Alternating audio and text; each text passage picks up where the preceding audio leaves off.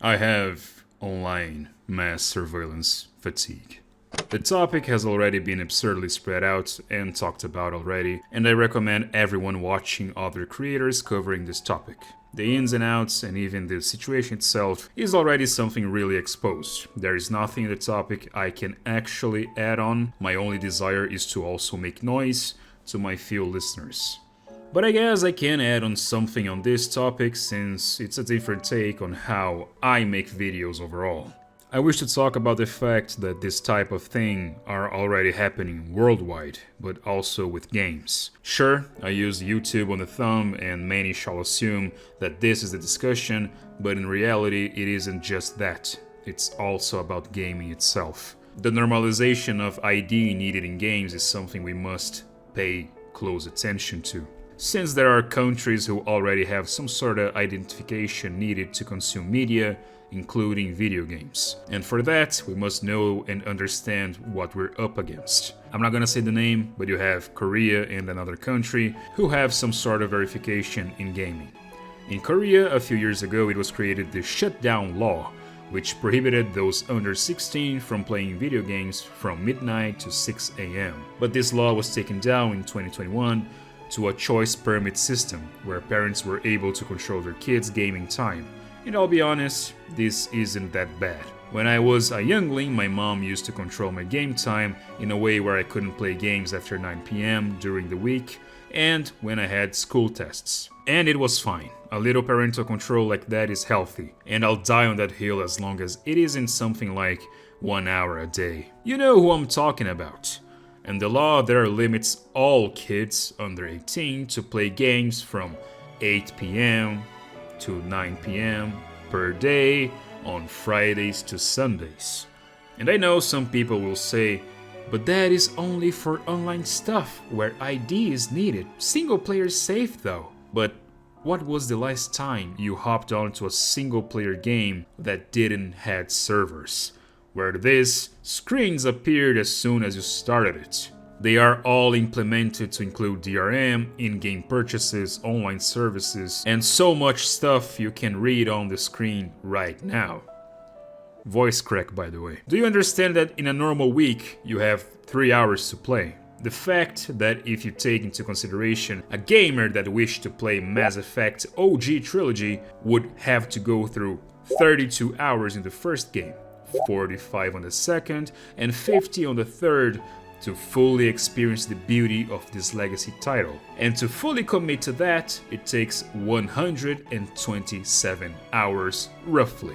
If you divide that by 3, it will take you 42 weeks and 1 extra day, assuming you don't die, take too long on combat, or simply stop to appreciate the world, take a piss, or play anything else. That is 9 months and 3 weeks to finish that trilogy alone. That is 80.8% of your year on only one single player experience. And yeah, this is maddening. No fucking wonder the kids all grow up and don't want to have kids, nor be functioning adults over there.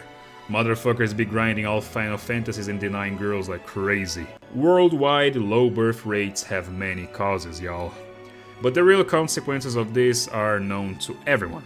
Giving your ID online came at a time where every game is monitoring chats, purchases, and overall behavior in games. At a time where people are being arrested for opinions online and who they criticize. Just like the internet, gaming should also be anonymous to a high degree. Unfortunately, we live at a time where parents are so busy watching slop, playing Candy Crush, or any other stuff millennials to boomers do, that now they use this as a confirmation for the government to take care of their kids. Am I right?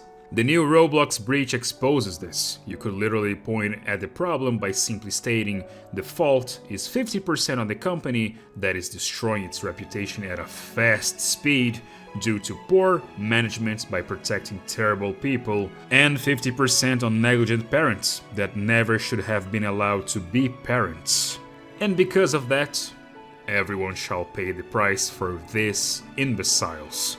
Because it's easier for the government to take care of this, am I right? Because money-hungry walking corpses that rule the world and these TikTok-brained parents are incompetent. and everyone else must suffer its consequences. It is all intertwined. Roblox is just a Trojan horse for more censorship across many platforms. All big techs are agreeing upon this, from social media to YouTube to gaming. It's full control to dictate whether you do or don't have permission to do stuff. It's a pretty one-to-one comparison to social credit score plus censorship. All of this is happening in a matter of weeks, and it's not a coincidence. It's a global effect going on ever since 2020, a phenomenon over all continents in search of full control. It's the worst, most bullshit type of dystopia you could ever have. There are tons of petitions to fight back, and I incentivize anyone who happens to watch me up until this point to find them and help them out. It's easier to fight against something that wasn't turned into a law and isn't yet approved. And this is coming from someone who already lives in a country that suffers from issues very similar to this to another extent. It's the same battle here, under different circumstances. I have nothing else to add on. If you enjoyed, please consider subscribing and giving me a like, and of course, sharing the video. Thank you, and go inform yourself on these topics.